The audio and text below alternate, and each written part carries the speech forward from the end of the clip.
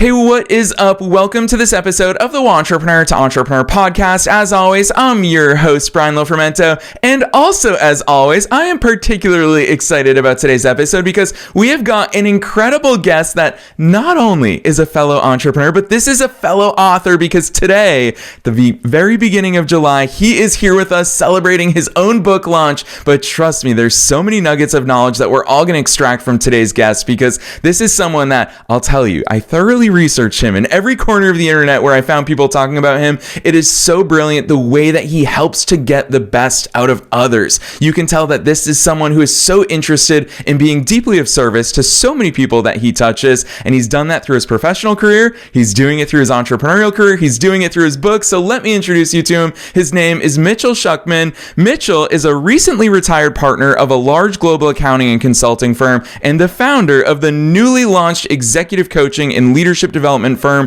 the Schuckman Group. Mitchell is a professional certified coach with extensive experience in business and sales leadership positions. And now, as of today, I'm so excited for his book launch that he's here with us. He's the author of the book, I'll Tell You a Great Story, Building Closer Relationships and Winning in Business Through Storytelling. And I think he's going to deliver on that storytelling aspect in today's episode. So I'm not going to say anything else. Let's dive straight into my interview with Mitchell Schuckman.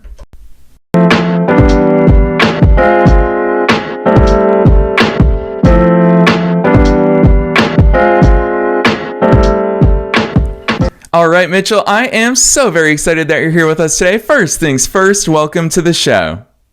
Thank you so much for having me, Brian. I'm really excited. Heck yes. Well, you've got a lot to be excited about today, in particular, the launch of your new book. You've got so many cool things going on. I'll let the cat out of the bag that yesterday, I believe, you officially retired. So much goodness, Mitchell. You've got to take us beyond the bio. Who is Mitchell? How'd you start doing all these cool things?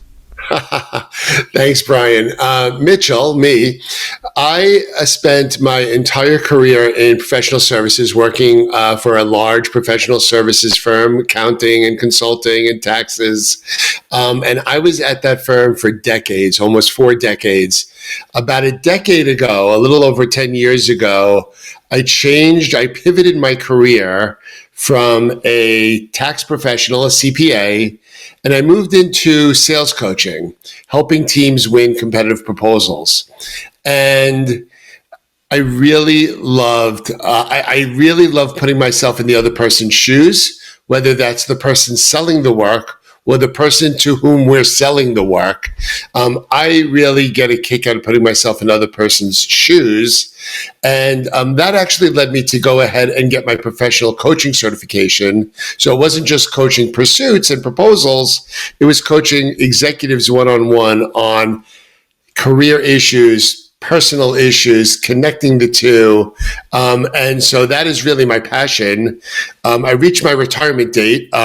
Partners in our firm have a set retirement date when you reach a certain age and a certain date, which I've had on my calendar for many, many years. I reached that date yesterday, June 30th. And today I get to keep doing what I love to do, which is coaching with my new firm, the Schuckman Group. And as you said, Brian, the launch of my book, I'll Tell You a Great Story.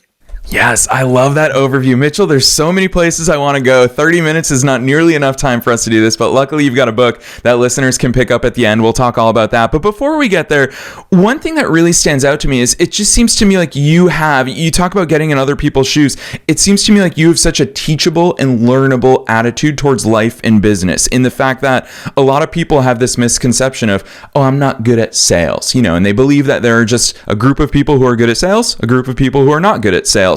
Talk to us about that, because you talk about getting inside of other people's shoes. It sounds to me like it comes from empathy. It comes from understanding. This is learned behavior that we can practice. Talk to us about that attitude towards it. I hear that question all the time. I didn't get into accounting, or I didn't get into law, or I didn't get into professional services to be a salesperson. And my response is, selling in this field isn't selling. Selling is relating to the other person. And so I say, you may not like selling, but do you like other people? Do you like making friends? And of course, the answer is inevitably yes. And that's how I teach selling. I teach selling as looking and deeply listening to the other person, being incredibly curious about that other person and what makes them tick, and tuning into that and leaning into that. And if you can make your relationship more about the other person and what makes them tick and what's important to them, guess what? You're going to be successful. And guess what? That's selling. Yeah, when you talk about it being relatability, Mitchell, I even think about you and I, our off-air conversation before we hit record. We talked about both of us love Nantucket. I'm originally from Massachusetts. You're heading out to Nantucket for the summer. That's something that we have in common. And I recently was listening to a podcast interview on somebody else's podcast where the guest was saying, when we go to a foreign country, per se, you and I are both American. And so if we go to a foreign country and we hear an American accent, immediately we're connected because we're in a foreign place, but we both have this one thing in common. And so it's so interesting that depending on where we are, we'll just look for anything to relate on, any sort of connectability. Is that what we talk about when we talk about relatability in relationships and sales? Is it, getting to the small talk of where people are from, what schools they went to? How can we actually do that on a deeper level? Yeah, so good point. By the way, I've got Nantucket lighthouses behind me, so you'll like that. But I actually, in my role and before I retired from the firm, I had a global role. So I traveled all around the world, coaching people one-on-one and coaching sales and business development. And Brian, what I found is, and I really believe this, is yeah, there are cultural differences between people, and people have different accents, but human beings are human beings. And human beings have personal goals and personal desires and personal fears. And if you observe carefully enough and you're sensitive to cultural differences, you can relate to anyone, anywhere. Brian, I just recently took a trip. This is maybe 2 months ago. I spent 2 weeks in Asia, and it was one of my last business trips for my corporate job. And I traveled all around Asia. And I hate to say it, but you and I both know Americans in Asia may or may not fly in terms of being accepted. And I just approached the trip as, hey, I'm a human being. You're a human being. We're all working for the same organization, and all we want to do is make our clients successful. And by working together with that mindset and together looking at what our clients needed as human beings and professionals, we were able to talk about lots of ways to make connections. And those connections are what led to sales. So, Brian, I don't know that it's actually knowing where someone went to college or remembering their children's names. I think it's far more important to understand the human being, what makes them tick, and how you can make them even better in their jobs and in their lives. Yeah, so well said, Mitchell, because we've always heard that phrase of don't pay attention to what somebody says, pay attention to what they do. So I'm very much going to call out something that you just did in real time for us. And you went straight to storytelling. And here I was asking you a question on a business podcast, and you went straight to a trip that you took to Asia. And so for anyone who's been to Asia, I spent a month in Indonesia years ago, and you brought back all of those memories for me because you shared a story about your own personal life. So I teased it at the very top of today's episode. I knew you'd go to storytelling today, Mitchell. So talk to us about the role of storytelling, especially because I know that for a lot of listeners, a limiting belief might be, I'm not good at storytelling. I don't know what stories to tell. I don't have stories to tell. I don't know how to tell a story. Talk to us about that importance of storytelling, because you've already done it even this early on in our conversation. Our whole lives are stories. Everything we do can be a story. And a story doesn't have to be a novel, and it doesn't have to be, the world's best plot. It just has to be something that the other person can relate to. So to me, telling a good story is really telling about an experience that the other person can relate to. Brian, I told her, I was coaching someone recently who was demonstrating some technology to a client, and they clicked open the technology and they showed the client how all the functionality the technology had. It could write reports, it could pull in data, it could do analysis. It was the greatest technology. And I said to the person, do you use the technology? The person was demonstrating it. He said, of course I use the technology. I said, how do you use it? And he told me how he wakes up every day. First thing he does is check status reports. Then he runs some analytics, and those analytics provided him some insights. And those insights made him look better to his boss. And I said, why don't you open up the technology, and when you're demonstrating it to a potential client, tell them that story. Tell them how you use the technology, not how the technology works, because I think the client's going to use it the same way and really relate to that story. So Brian, it's just coming up with a story or an experience, better than a story, an experience that the other person's going to relate to and see themselves in that world and want to be in that world. And that's why storytelling can create connections in sales better than just stating a bunch of facts.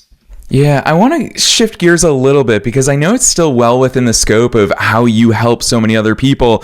On the topic of stories, we also have to talk about the stories that we tell ourselves. And Mitchell, you've worked within the world of sales. You've helped people get better at sales. And even if we zoom way out and look beyond just sales, you help people win at business. But that's the story that we tell ourselves that I want to dive deeper into in today's episode, because a lot of people, the story they tell themselves is, if I win, however that's measured, most often, if I close this sale, it means I win. If I don't close the sale, it means that I've lost. There's a quote on your website from Serena Williams. As a tennis player myself, I love the fact that this quote made its way onto your website, where Serena said, "I don't like to lose at anything, yet I've grown the most not from victories, but setbacks." And it goes along with the most important lesson I've learned from chess, which is you either win or you learn. Mitchell, you've got to talk to us about this mindset, because I feel like it's not even a uniquely entrepreneurial mindset. It's what it means to be human. So I want you to talk to us about those victories and those losses.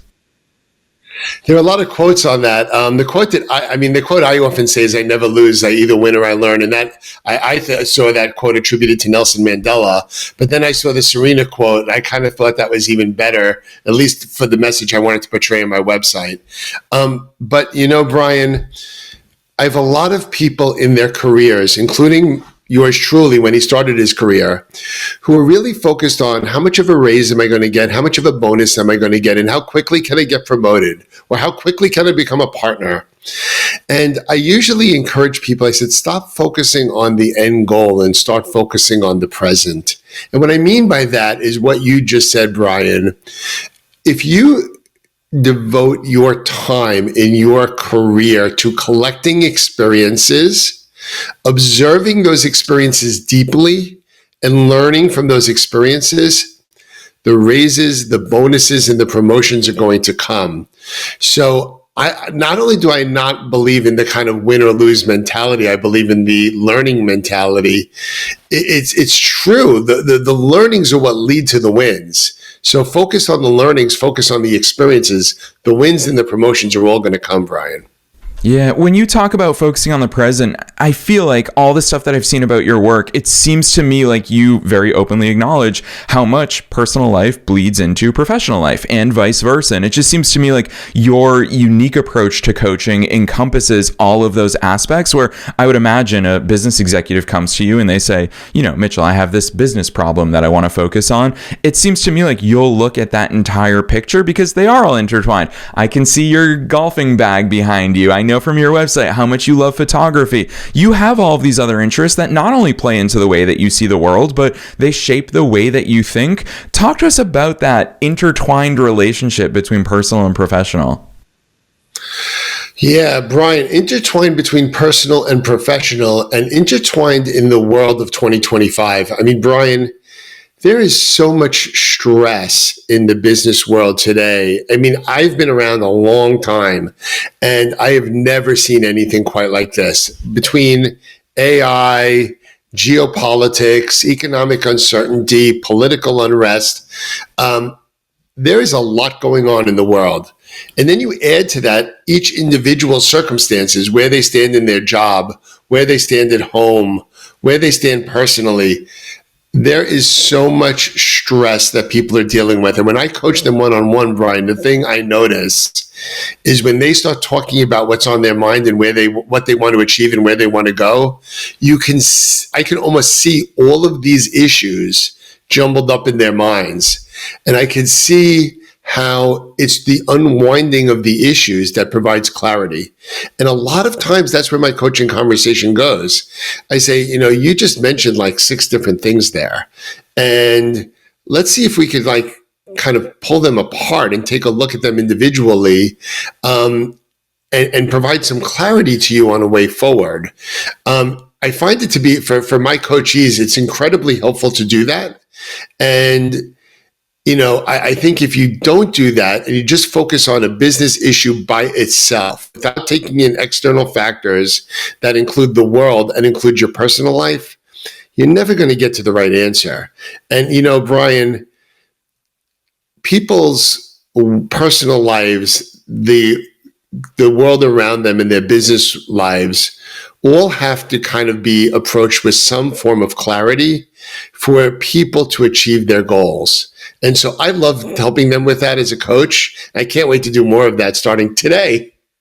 Yeah, that is honestly super excited, Mitchell. I want to ask you about those dynamics though, because one thing, Mitchell, admittedly, I've started asking this question so much more in all of my recent conversations. I'm so fascinated by catalysts or triggers. What is that trigger that makes someone reach out to someone like you and say, you know what, Mitchell, I want to reach the next level in my leadership. I want to reach the next level in my business performance. I want to reach the next level in life, really.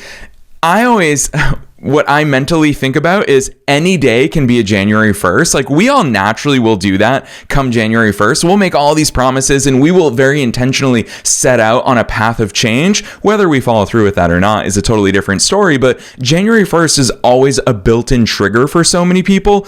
When you talk to business leaders, executives, what's that internal trigger for them? Is it usually a time of forced change? Is it usually a time of just they've reached the end point and they've said something has to change? What are those catalysts look like? Brian, the business world is lonely.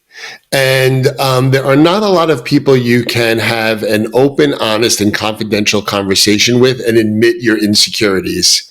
And so I feel like most people in business kind of need to make that January 1st, that trigger to speak with a coach like me.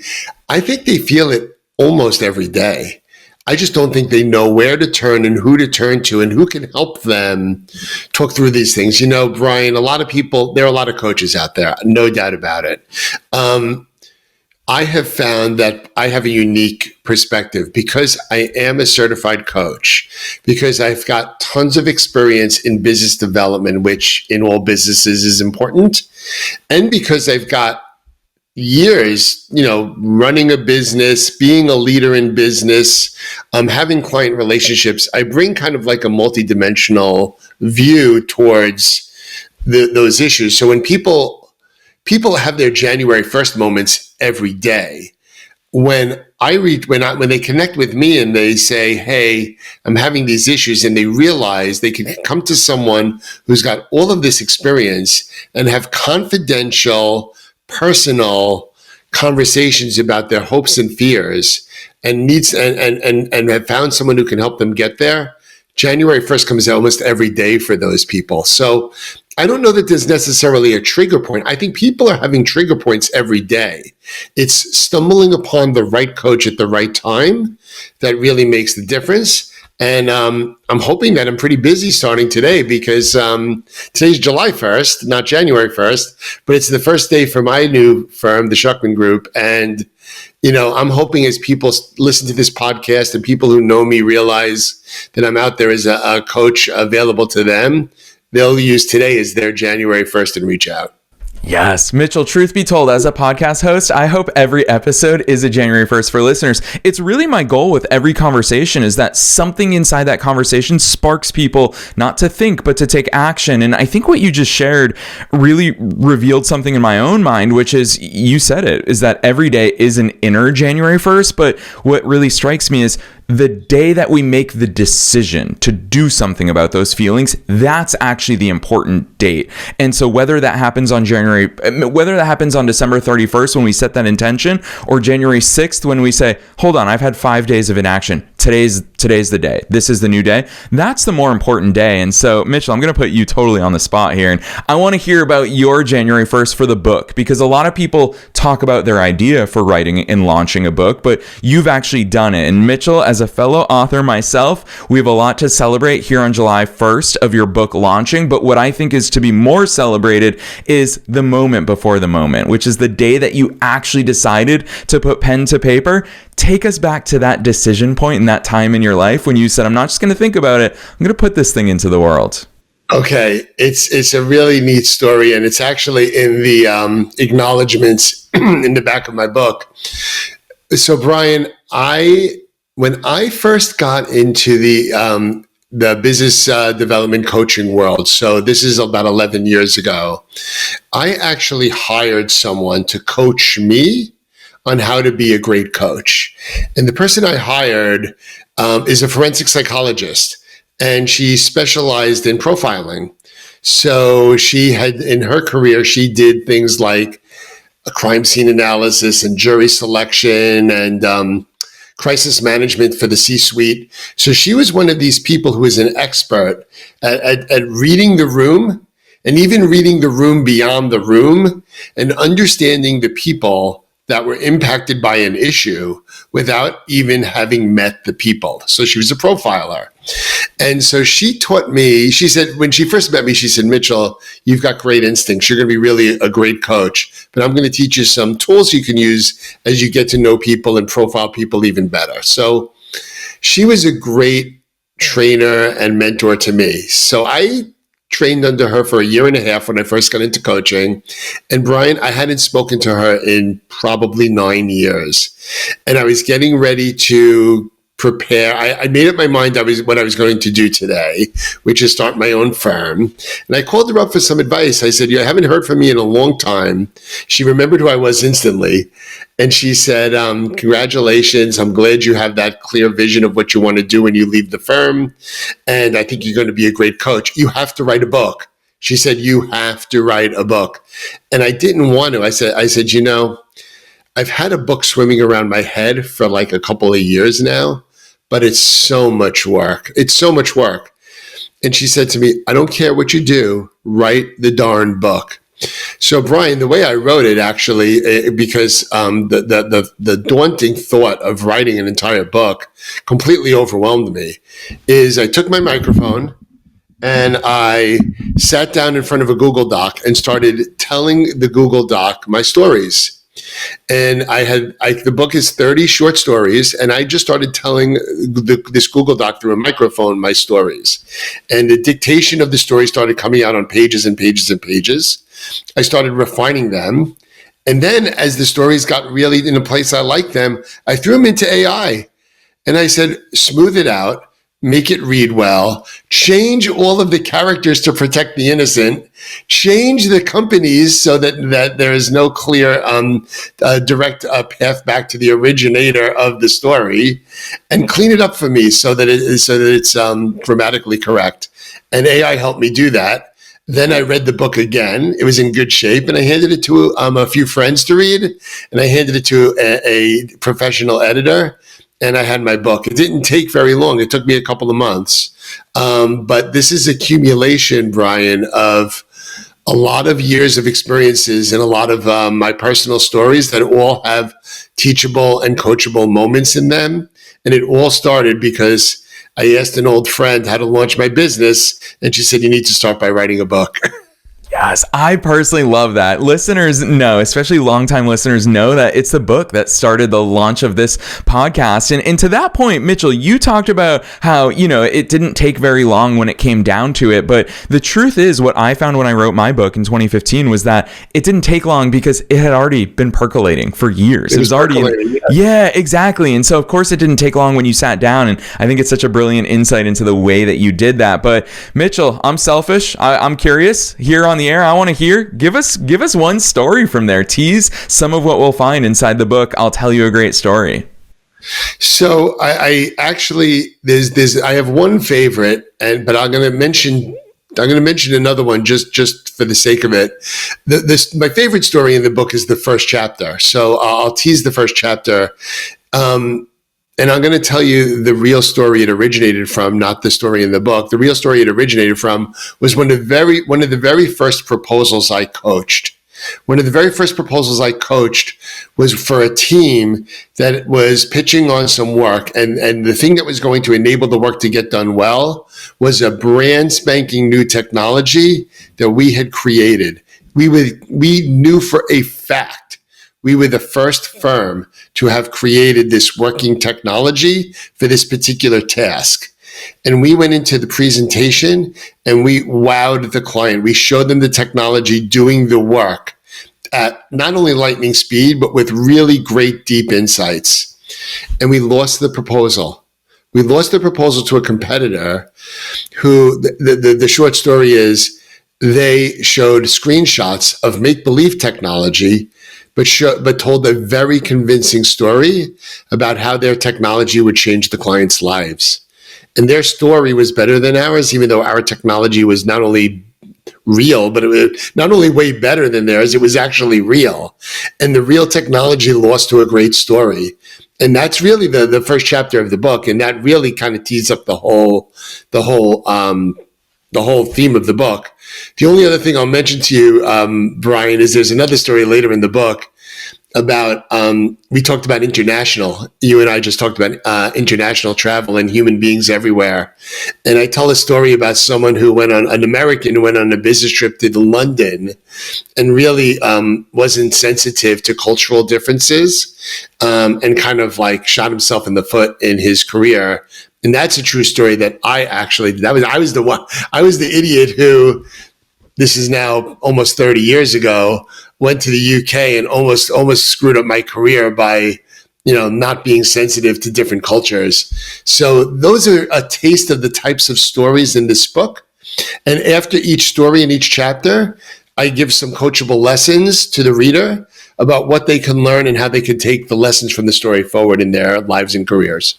Yes, I love that. And I love that format, Mitchell. It's so consumable. And I think that all of us as content creators, it's what we always need to think of in the way that we deliver. It's not just about having the best information. It's about putting it in a package that people actually take action. All that spark, that catalyst that we've been talking about so much today. Well, Mitchell, speaking of that, we know that in the podcasting world, 30 minutes is a little bit of the sweet spot. But before I let you go, I want to squeeze in two final questions. The first is entrepreneur to entrepreneur. I always love asking these types of questions because every single listener can relate to both you and I here because you are one of us. You're a fellow entrepreneur. And so with that in mind, here we are, the start of your business. You're taking all of your services and making it more accessible, more out there to so many people who are going to want to work with you. What's that feel like after such a long and successful career at one of the big four? Mitchell, now you're an entrepreneur who's going to be running all the things. You don't just get to do the thing now. You have to worry about the back office. You have to worry about marketing and sales and all of those things. Where's your head at on the eve or the first day of your entrepreneurial journey? I'm so jazzed up. I've always wanted to be an entrepreneur. Both my parents are entrepreneurs, their parents are entrepreneurs, and I actually fell into a big firm role and I did well at it and they kept paying me well and boom, I was stuck there. So here's my chance to do exactly what I've always wanted to do. All of the back office stuff, all of the admin, all of that is already taken care of. I've already figured that out. Business development, marketing, obviously my thing, and the ability to actually deliver the results in something that I love doing, like coaching and business development and team coaching and things like that. I can't wait. I'm really excited. Yes, Mitchell, actually, it gets in my head. I'm just like, we got to have you on closer to January 1st and talk all about, the first 6 months in business as well. That's going to be a ton of fun for you and I to recap that those months later. Yep. Heck yeah. Well, Mitchell, the question that I always ask at the end of every episode, it's super broad and you can take it in any direction you want. And that is, what's your best piece of advice for listeners? I feel like you dropped so much on us here in today's episode. And knowing that listeners are both wantrepreneurs and entrepreneurs at all different stages of their own personal and professional growth journeys, what's that one piece of advice that you want to leave them with today? It's a great question. I'm glad you asked it. I would say be your authentic self. Don't try to pretend to be anything you are not. Embrace your authentic self and really approach others in business with empathy and curiosity and caring. Because if you can embrace yourself and you can embrace others for who they are, you'll be very successful in business. You'll be very successful in business development, and you'll be very comfortable in your own shoes because you're being yourself. Yes, so well said. And ultimately, that's all we know how to be. And we're the only ones on the planet that know how to be uniquely ourselves. And I think that's such important advice for all of us to heed. Well, Mitchell, you owe us some links because today is such an exciting day that I'm very excited to see how you got all the good stuff lined up between your business, your book launching, so much goodness. So for listeners who want to go deeper into the wonderful world of all the things you're putting out there, drop those links on us. Where should listeners go from here? First and foremost, they should go to my new website, theschuckmangroup.com. Second of all, they can find me on Instagram at the Schuckman Group. They can find Mitchell Schuckman on LinkedIn. I post on LinkedIn regularly, so you can do that. If you go to theschuckmangroup.com, you can subscribe to my newsletter, which will be great. And of course, you can find links to the book on my website. But if you go directly to Amazon, Kindle, Apple Books, you can get my book. I'll tell you a great story, building closer relationships and winning in business through storytelling. And Brian, there's also an audiobook narrated by the author, me, in case you want to hear my voice for hours on end. I love that, Mitchell. Hey, you're going to have a podcast one day. That's the other thing I've learned from today's episode. Well, listeners, you already know the drill. We're making it as easy as possible for you to find all of those links down below on such an exciting day in Mitchell's journey. That book is now live. By the time you're listening to us talk, it's already live. You don't have to wait to read those 30 stories. You can already jump right in. All of those links are down below in the show notes, no matter where it is you're tuning into today's episode. Otherwise, Mitchell, on behalf of myself and all the listeners worldwide, thanks so much for coming on the show today. Thanks a million for having me.